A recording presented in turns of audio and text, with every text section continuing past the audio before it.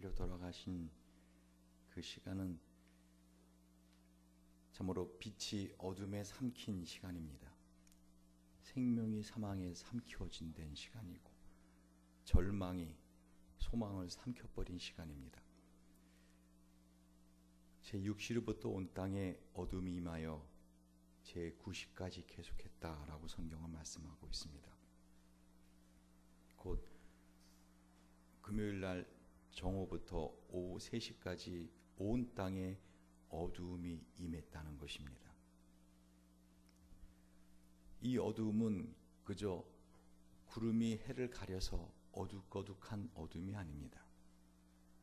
이 어두움은 출애굽 당시에 하나님께서 이 땅에 내리신 그 어둠입니다. 그 어둠은 얼마나 지독한 어둠이었는가. 애굽에 내려진 10가지 재앙 중에 하나의 그 어둠, 빛이 없는 어둠. 성경은 오늘 자세하게 그 상황을 설명하지는 않지만 그때 사람들이 얼마나 어리석고 얼마나 아둔하고 그런 현상을 보고도 믿지 아니하는 것을 우리는 가슴을 치면서 통탄해야 될 일입니다. 왜 그런가 하면 이 어둠은 빛이 전혀 없는 어둠입니다. 그래서 출애굽기에 보면은 애굽에 이 어둠이 임했을 때 사람들이 침상에서 내려오는 자가 없더라 라고 말씀했습니다. 한 치 앞이 안 보이는. 혹시 여러분 그런 어둠을 경험하신 적 있습니까? 깜깜한 산 속에서 빛이 전혀 없는, 해도 지고 별, 달 아무것도 없는 어둠. 저는 군대에서 그런 어둠을 종종 경험했습니다.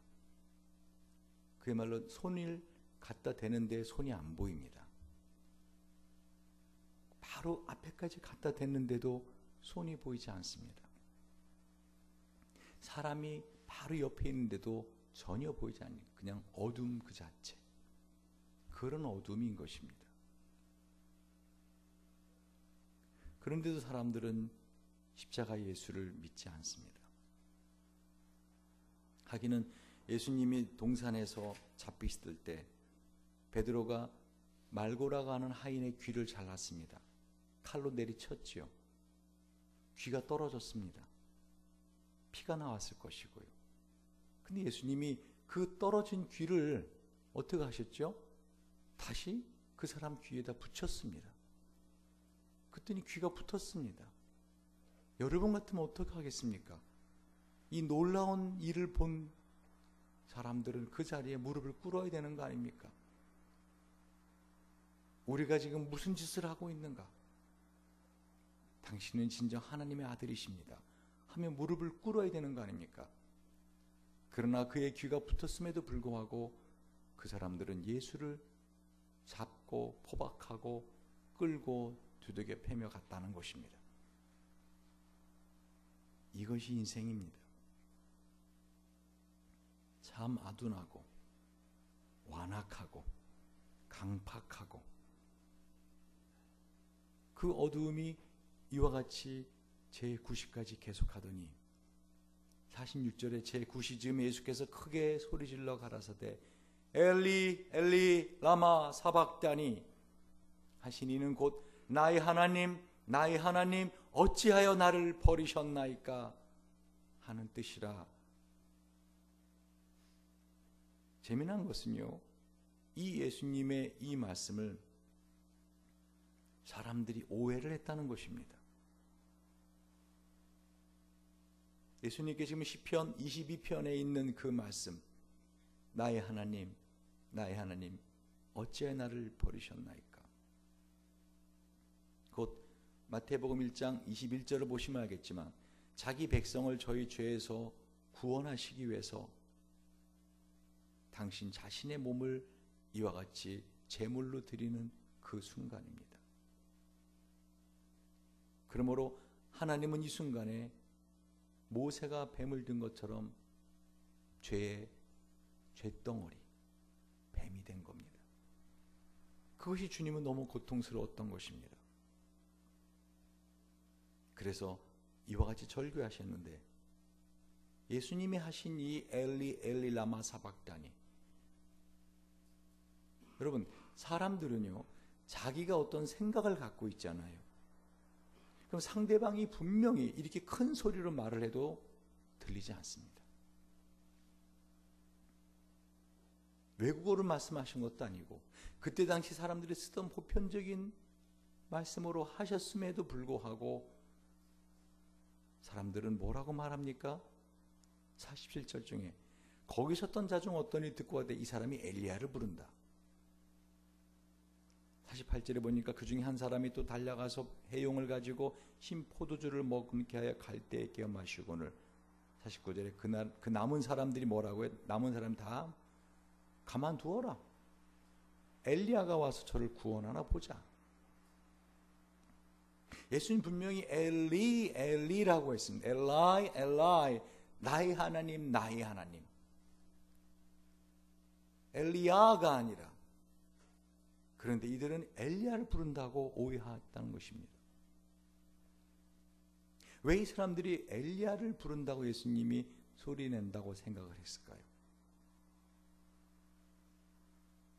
이스라엘 사람들은요 엘리야는 안 죽었기에 언제든지 이 땅에 다시 나타날 수 있다고 믿었습니다. 엘리야는 죽지 않고 산채로 불병거를 타고 하늘로 올라갔습니다. 죽지 않았기 때문에 엘리야는 언제든지 이 땅에 다시 나타날 수 있는 사람이라고 믿었습니다. 그래서 엘리야가 나타나서 예수님을 구원해 줄 거라고 그렇게 한번 구원해 주는, 엘리야가 정말 하늘에서 병거 타고 날아와서 저 십자가에 있는 예수를 내려주나 안 내 보자.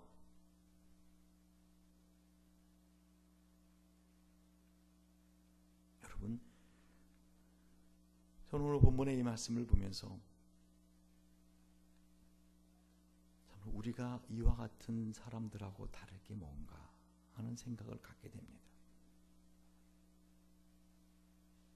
예수님을 오해합니다. 아니, 자기 자신이 믿고 있는 예수님, 그 예수님이 자기가 사랑하는 예수님이라고 사람들은 착각하며 삽니다.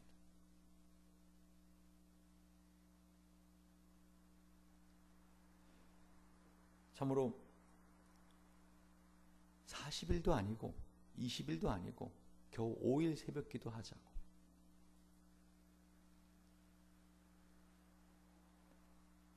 이거를 못 지킵니다. 이걸 잘 못 지킵니다. 이걸 깹니다. 이거를 이루질 못합니다. 몸살이 나고 병원에 가 수액 맞고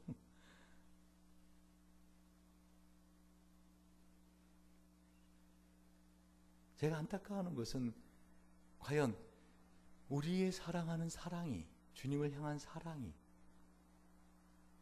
이 정도의 어떤 집념? 이게 안 되는가? 그런데 성경은 오늘 뭐라고 말씀하고 있어요? 그게 인생이라는 겁니다. 연약하게 그지없는, 성령의 도우심이 없이는, 성령의 도우심이 없이는 단순간도 살 수 없는, 우리들은 주님을 사랑하고 주님을 따라간다. 그런데 이 능력이 나에게서 나오지 않는다는 것입니다. 은혜입니다. 정말 은혜입니다.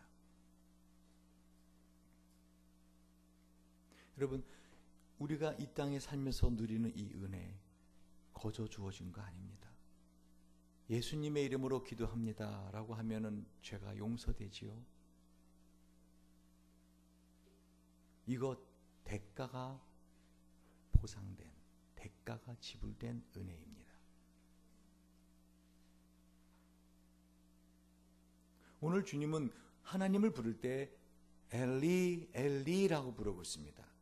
끝에 이가 붙은 건 나엘라는, 나엘 하나님, 나의 하나님, 나의 하나님, 어찌하여 나를 버리셨나이까?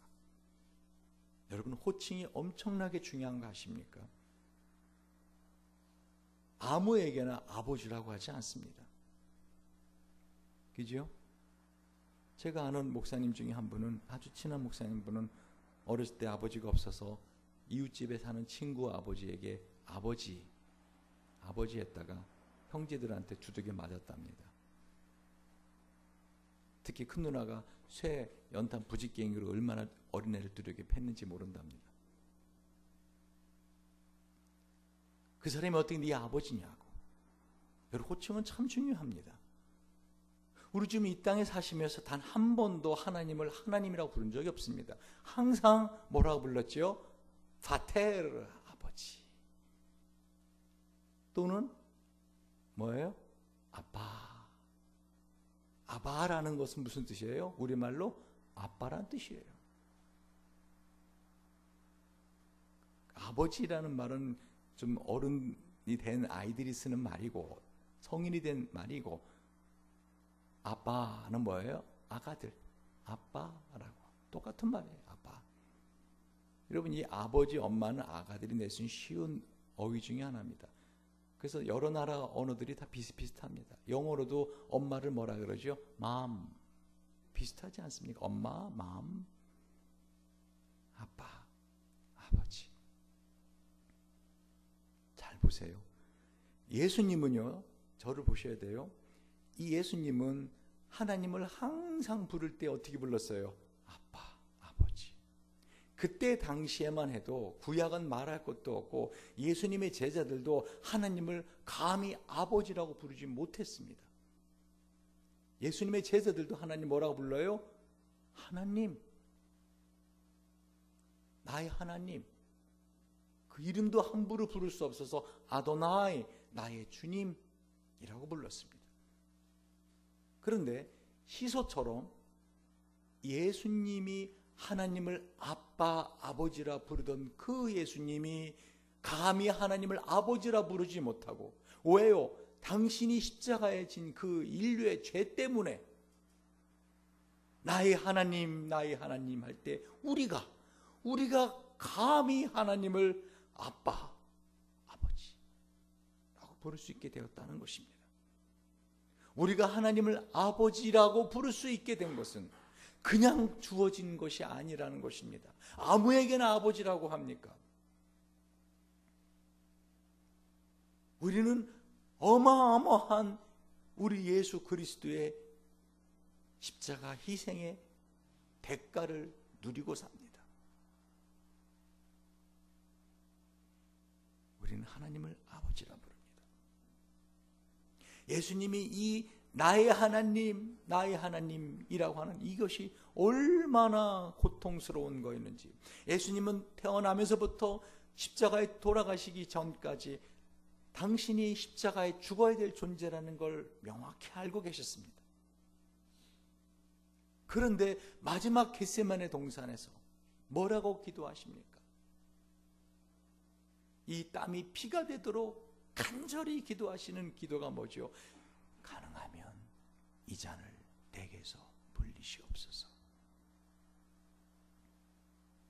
이 죽음의 잔을, 십자가의 죽음의 잔을 마시지 않게 해달라고 간절히 기도한 걸 보게 됩니다. 얼마나 간절히 기도했으면은 이 땅구멍에서 피가 배어나올 정도로 그렇게 간절히 기도하신 이유가 뭡니까? 너무 싫었던 겁니다. 시편 22편을 묵상해 보십시오.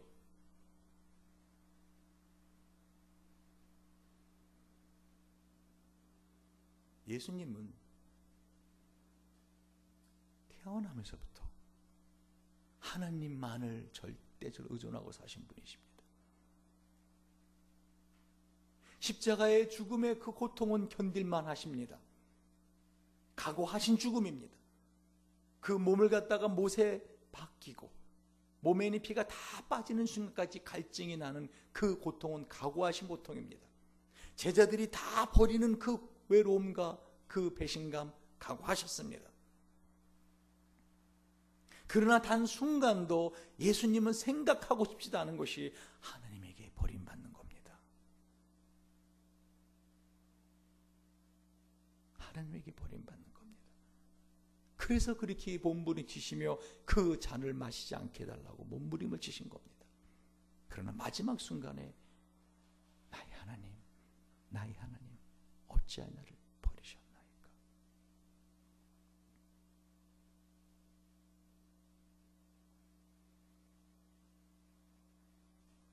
저와 여러분이 살면서 하나님을 아버지라고 부를 때 이 주님의 겟세마네 동산에서의 그 몸부림치는 고통과 우리가 볼 때는 그 순간이었다라고 합니다. 순간이었다. 12시에서 오후 3시까지 3시간. 그 누가 못 견디냐. 어떤 사람이 이렇게 말하는 것도 들었습니다. 그 마지막 암으로 고통받으며 여러 달을 고통 겪는 사람을 보면서 예수님처럼 한 3시간 견디는 거라면 견딜 수 있겠다. 그러나 너무 힘들다. 너무 시간이 오래 간다. 그저께 제 친구 한 사람 만났는데 그 친구도 참 고통의 삶을 사는 친구입니다. 그 친구 하는 말, 너무 오랜 시간 힘들다. 26년이라는 세월 동안 너무 힘들다. 그 아내가 뇌종양으로 26년을 고통받습니다. 거기에 치매까지 왔습니다. 근데 그 아내를 보살피는 게 너무 힘들다. 26년. 우리는 그렇게 오랜 고통을 겪는 우리를 향해서 그 예수님의 3시간 십자가 견딜만 하지 않았겠는가? 거꾸로 매달아 놔도 베드로처럼 매달아 놔도 그 정도 고통 견딜 수 있지 않은가? 육체의 고통이 아닙니다. 하나님에게 버림받는 그 고통. 여러분, 그 고통은요 1초가 10년처럼 느껴지는 거 아십니까? 여러분, 시간이 똑같은 시간 아닙니다. 한 시간을 갖다가 누구랑 있느냐 한번 경험해 보십시오. 사랑하는 사람하고 한 시간 있으면은요, 한 시간이 10분도 느껴지지 않습니다. 그럼 정말 고통스러운 사람, 이 앞에 있기 싫은 사람, 정말 그 사람 앞에서 정말 있기 싫은 한 시간은요 10년, 20년, 100년처럼 느껴집니다. 주님은 지금 그 고통을 온몸으로 견뎌내고 있는 것입니다. 저와 여러분이 평생을 살면서 하나님을 향하여 아버지라고 할 때마다 이 주님의 절규를 잊지 마시기 바랍니다.